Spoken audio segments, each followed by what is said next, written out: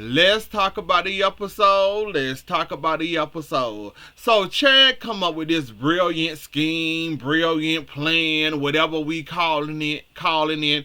Chad, sit your behind down somewhere. This man then tortured, harassed, and everything else under the sun to the Devereaux, Julie part of the family, the Williams, the Devereaux, the Damaras, and everything else. Chad, now, maybe if you had a stronger partner, you know what I say? Go ahead, Chad. Yeah, it's time to stop Clyde. It's time for you to get your revenge back on him. Chad, you're a one-man army with a scammer on your side. And you really expect us to sit there and think that, oh, you could take on Big Clyde by your... See, this is why I didn't play Chad any type of attention this week at all. You want to come up with this plan, Scammer trying to make it up to you by, she did this little Scammer scheme and now she feel bad and her brother tried to shoot you and now you then came up with this scam and this scheme to try to... Chad, sit your behind down somewhere. Like EJ told you, like JJ told you, this is a bad idea. This is Clyde we're talking about. You really think your little scrawny behind can handle Clyde by yourself? Hell, Steve and John could barely take care of him themselves. So what makes you think you can, like Chad? Don't you got better things to do with your time than to sit there and thinking you finna play with Clyde the way you thinking you finna play with this man? This man would rather see you dead than you thinking that you gonna get away with this scheme and this scam.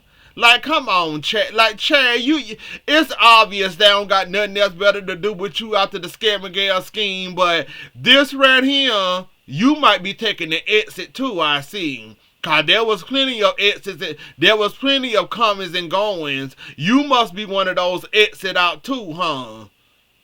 Since no more Abigail, they played that they bringing her back. Not 100% sure they bringing her back or not. So you must be one of those exits. You must be one of those exit out too, huh? Cause I ain't read the comments are going. You must be on one of those exit out too, playing around with Clyde like this. Your body gonna be somewhere, and you gonna have EJ and them looking for your body playing around with Chad. Playing around with Clyde. Chad, you better go find you something productive to do with your time. We understand you want your wife back.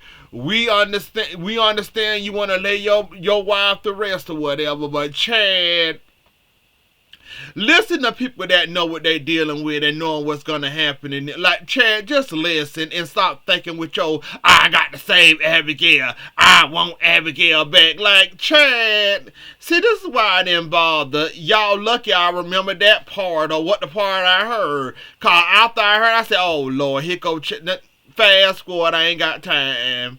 It's just like Chad annoyed me sometimes, and this is one of his annoying parts. I was glad JJ was cussing him out, telling him, I'm going to tell who I want to tell. I'm not keeping this quiet because it's going to blow up in your face.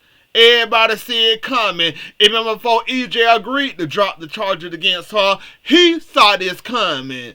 We just wait for it to happen and then watch this blow up in your face, thinking that you smarter than a drug lord.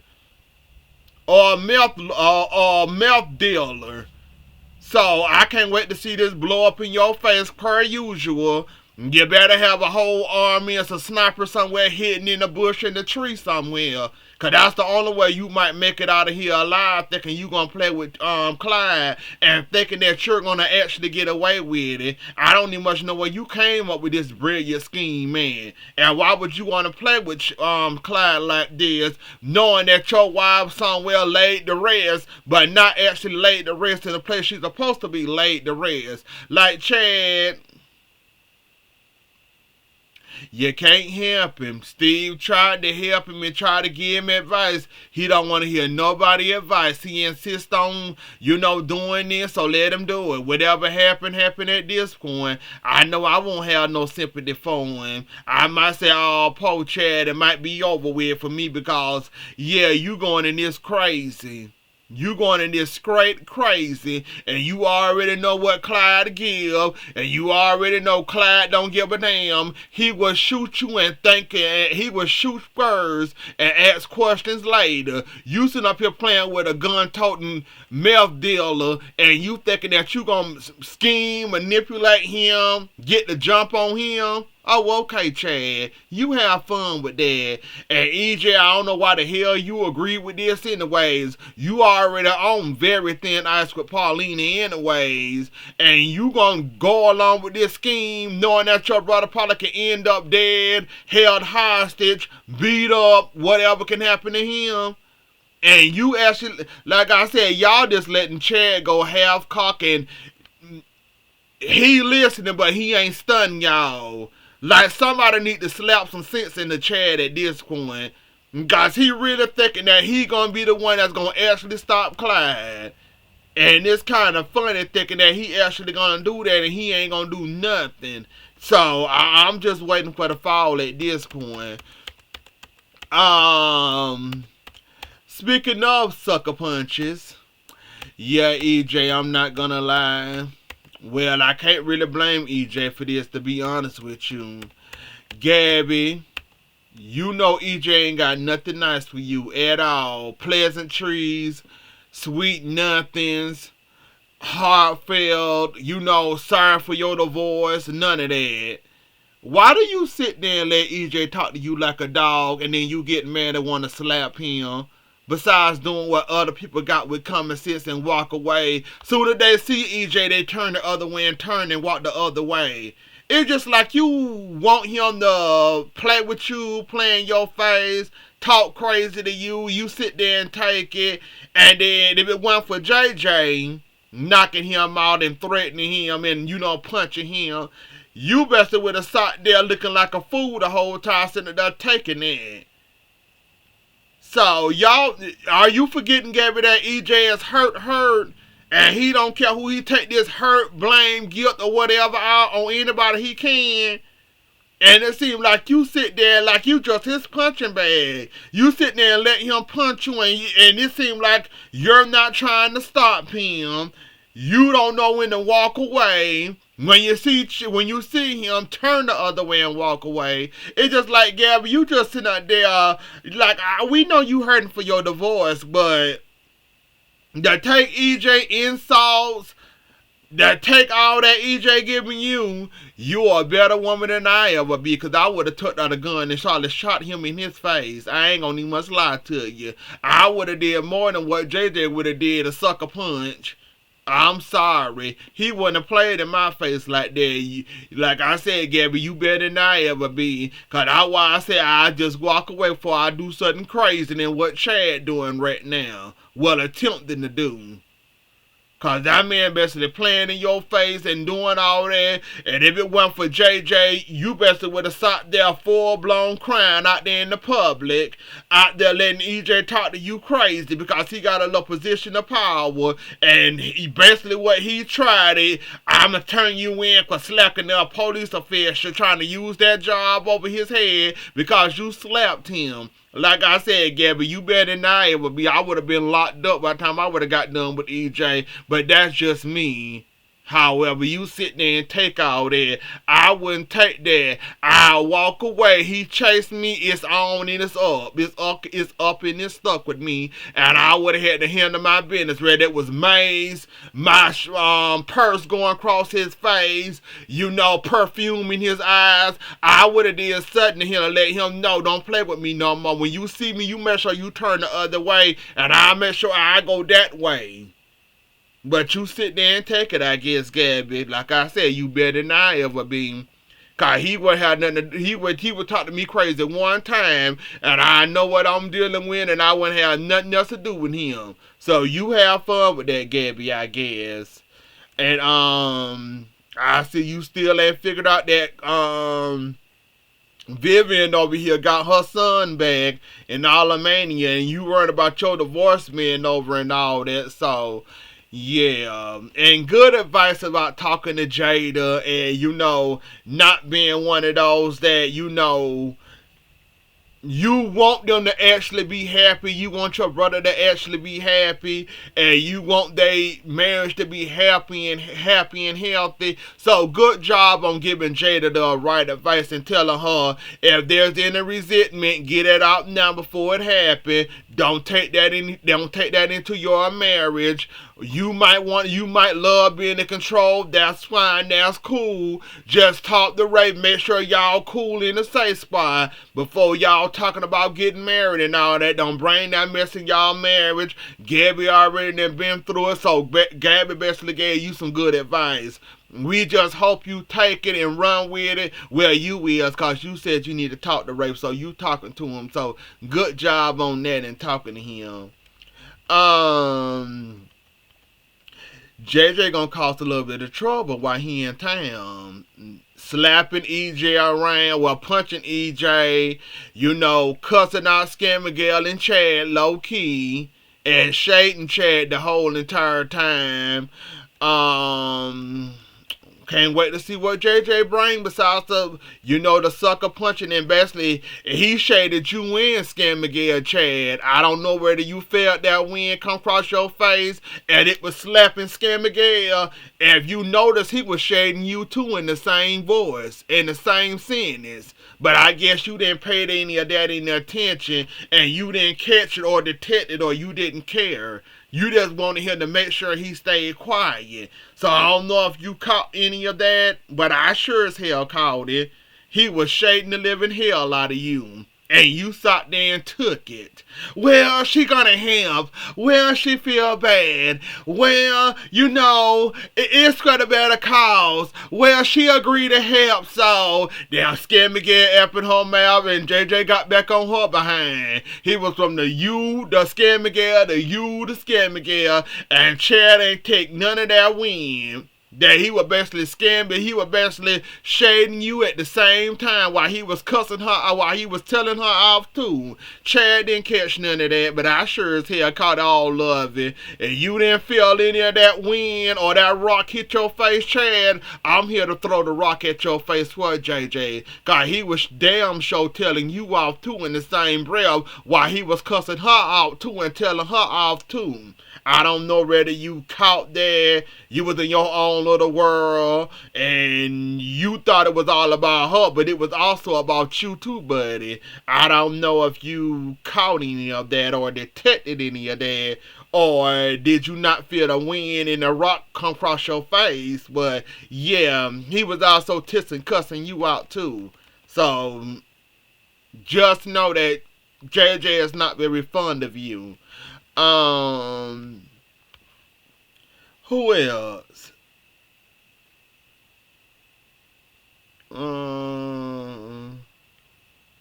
Paulina.